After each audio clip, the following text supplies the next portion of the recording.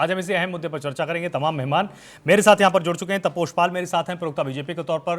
तपोष जी, बहुत स्वागत है आपका टीएनपी न्यूज में। आशीष सैनी जी मेरे साथ हैं, कांग्रेस के यहाँ पर पक्ष रखेंगे, बहुत स्वागत है आपका आशीष जी। राम गुप्ता जी मेरे साथ हैं, प्रवक्ता आम आदमी पार्टी के तौर पर। राम गुप्ता जी, आपका भी बहुत स्वागत है। और हेमंत गुप्ता जी मेरे साथ, राजनीतिक विशेषज्ञ के तौर पर हैं।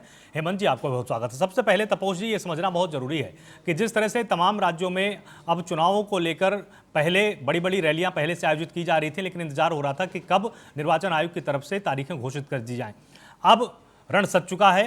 किन राज्यों में इस बार आपको पूरी तरह से भरोसा है कि इस बार सरकार आपकी आएगी, और कहां को लेकर आपके मन में संशय है कि नहीं, यहां पर मेहनत ज्यादा है या यहां पर फाइट थोड़ी सी ज्यादा टाइट हो सकती है? देखिए, सबसे पहले तो मैं बता दूं कि पश्चिम बंगाल में 144 सीटों की घोषणा भाजपा ने की है। और मैं सभी कैंडिडेट्स को बहुत बहुत शुभकामनाएं देता हूं। आने वाले समय के चुनाव में भारी जीत के साथ वो विधानसभा पहुंचेंगे।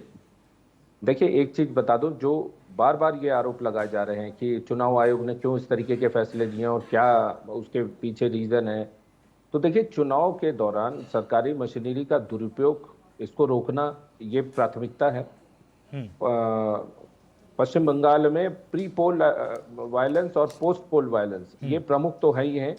जिस समय पोलिंग चलता रहता उस समय भी वायलेंस जो है वहां पे चरम पे पहुंच जाती है। तो इन चीजों को किस तरीके से रोका जाए, प्रभावी बनाया जाए, प्रशासन प्रभावी रहे, और इन सब चीजों पे जो है काम किया जा रहा है।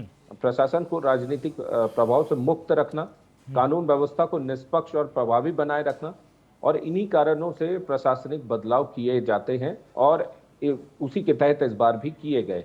और ये चुनाव आयोग को असीमित शक्ति जो है ये चुनाव के समय मिलता है, और उसी के तहत मुख्य सचिव बदले गए हैं, गृह सचिव बदले गए हैं। और यहाँ पे इस बार पहली बार जो है मुख्य सचिव महिला नंदिनी चक्रवर्ती, उनको बनाया गया है। तो उसके लिए भी उनको बहुत बहुत बधाई। और देखिए, आपका जो प्रश्न है कि आप ये कह रहे थे कि इन चुनाव में इस बार कौन जीत सकता है, कहां कहां हमारी स्थिति मजबूत होगी, क्या है। तो देखिए, असम में तो भाजपा बिल्कुल से रिपीट करेगी और कांग्रेस एकदम हाशिए पे चली जाएगी। कांग्रेस की इस बार 10 सीटें आ जाए, 15 सीटें आ जाए, बहुत बड़ी बात है। हमारा बहुत कड़ा मुकाबला रहेगा पश्चिम बंगाल में।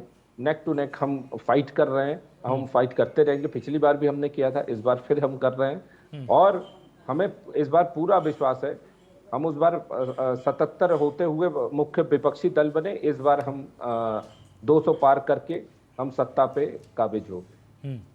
तमिलनाडु की जो लड़ाई है वो पूरी तरीके से गठबंधन पे निर्भर करेगी, और वहां भी हम बहुत अच्छी स्थिति में हैं। जैसे अमित शाह जी ने सार्वजनिक मीटिंग में भी कहा है कि हम पश्चिम बंगाल और तमिलनाडु दोनों जगह सरकार बनाने जा रहे हैं इस बार। तो तमिलनाडु में हमारी बहुत अच्छी स्थिति है और हमारी सरकार इस बार आ रही है वहां पे। सीमित प्रभाव के साथ केरल में भी हम एक अच्छा प्रदर्शन करने जा रहे हैं। कुछ जगहों पे हमने बहुत अच्छे रिजल्ट्स देखे हैं, और आपने देखा जैसे निकाय के इलेक्शन तिरुवनंतपुरम में, और उसके अलावा जो बाकी जगहों पे जो रुझान मिले हैं, वोट परसेंटेज हमारे बढ़े हैं। और आने वाले समय में जो कंटिन्यूअसली उसमें प्रभाव देखे जा रहे हैं, तो केरल में एक भाव ये तैयार हो रहा है कि हाँ, अब भाजपा को एक मौका दिया जाना चाहिए। अंडर करंट बहुत ज्यादा है, लोगों में बहुत ज्यादा उत्साह है कि हाँ, भाजपा को लेके एक बार इनकी लीडरशिप, और क्योंकि हमेशा से या तो कांग्रेस नहीं तो सीपीआई सीपीएम, और जबकि केंद्र में ये दोनों एलआई है। तो एक तरीके से कॉम्प्रोमाइज सिचुएशन पे केरल है। केरल की जनता को भी ये समझ में आ रहा है।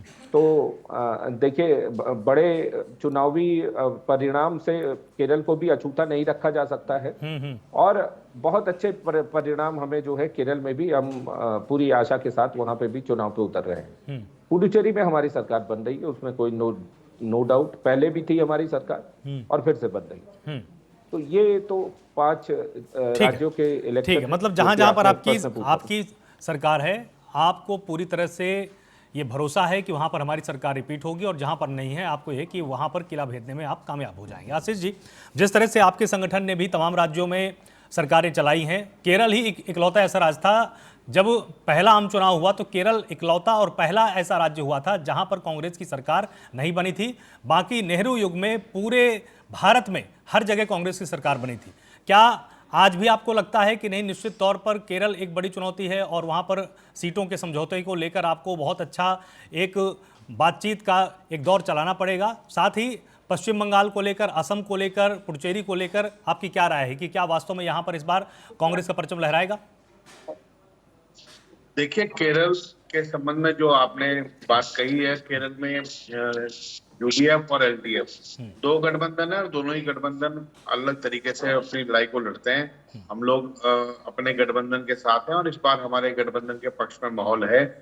और निश्चित रूप से पुडुचेरी और आसाम, इन दो यहाँ पर हमें बहुत अच्छी उम्मीद है अपने आने की। और हम लोग बाकी पश्चिम बंगाल से हम उतनी ज्यादा उम्मीद नहीं रख सकते हैं जितनी और राज्यों से। दूसरी बात है कि चुनाव केवल एक चुनाव के रूप में लेना चाहिए। जनता को एक अवसर मिलता है अपनी पसंद की सरकार चुनने का, लेकिन चुनाव आयोग की निष्पक्षता पर जिस प्रकार से सवाल उठ रहे हैं और बार बार सवाल उठाने का काम विपक्ष द्वारा भी किया जा रहा है और चुनाव आयोग खुद कई बार ऐसे मौके दे रहा है